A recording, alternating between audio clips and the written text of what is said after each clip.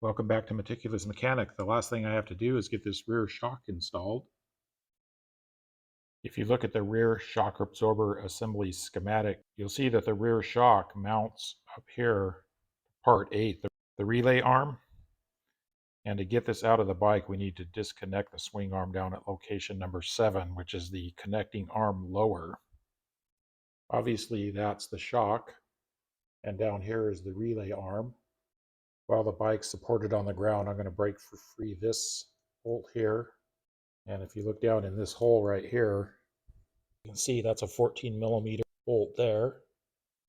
I have a 14 millimeter mounted to this extension. So that'll go in there. Over on the other side, way down in here, I'm going to take this 14 millimeter and look down in this hole here. There's the dog bone. And then way down there, where the 14 millimeter is going to go.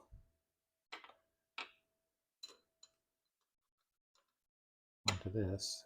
I'll be cracking those next 2 bolts loose while the motorcycle is on the ground, so I don't have to have it up in the air and fight a wobbly stand.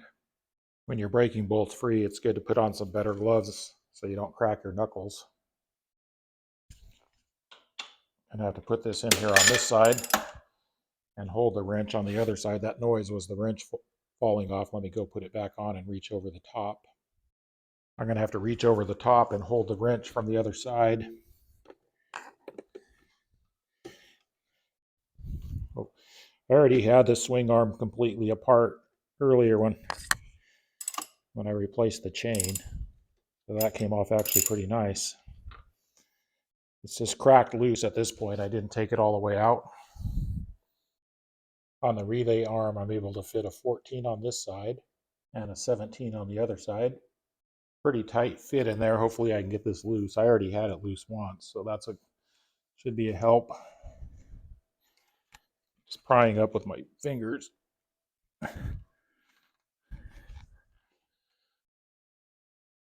Looks like I'm going to luck out on this.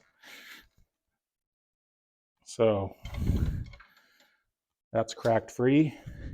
The last bolt to break free is the rear shock absorber upper nut. Since I have the gas tank and the air box off, this will make it easier. Since I made videos on how to remove a tank and an air box and everything, probably really wouldn't take you that long to do this, but if not, you'll have to reach through this hole here and undo that nut there. One quick aside that I figured out after I made the tank removal video is it's a good idea just to take this hose and run it down like this, and you can drain the extra fuel out into a container. I got about 2 tablespoons out. I like how they did this mounting in here because I just put a 14 millimeter on this side, and over on the other side here, it's actually captured by this frame, so that's going to keep it from turning for me. So I'll just need the one side 14 millimeters. This is one of those cases where I like the glove because what's going to happen is once I get this on, it might break free and you hit your hand on here. But I have bigger issues than banging my knuckles because I don't want to hit these electrical connectors. When this swings down, it would bang the connector, so you got to be careful there. Maybe if I cock it all the way back like this, I'm just going to grab the wrench like this and pull with my fingers. If I hook both hands like this, I can pull back and then hopefully decelerate it before it hits the connectors. It's pretty tight. Well, I was pulling with all my might and I couldn't get it off, so let me reevaluate. I looked this up to see how tight it is. Rear shock absorber assembly upper nut, washer and bolt would be up here. That's 44 Newton meters. So that shouldn't be too bad. It's interesting, they have 2 dots of paint from the factory. Maybe that means it's been tightened properly. Their quality control system, I can't think of any other reason why you would do that. There's no way to get an impact driver in here, so I'm going to try the original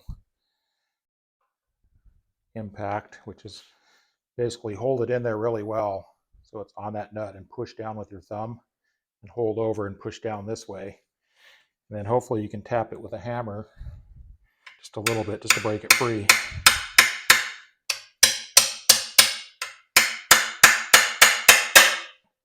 I think that got it just a little bit.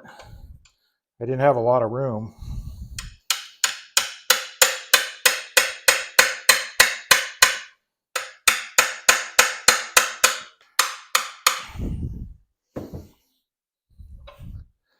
Okay, I think that was way more than 44 Newton meters. You shouldn't have to tap it that hard, but now I've got it loose. So that's why I was doing this on the ground. So this is super stable.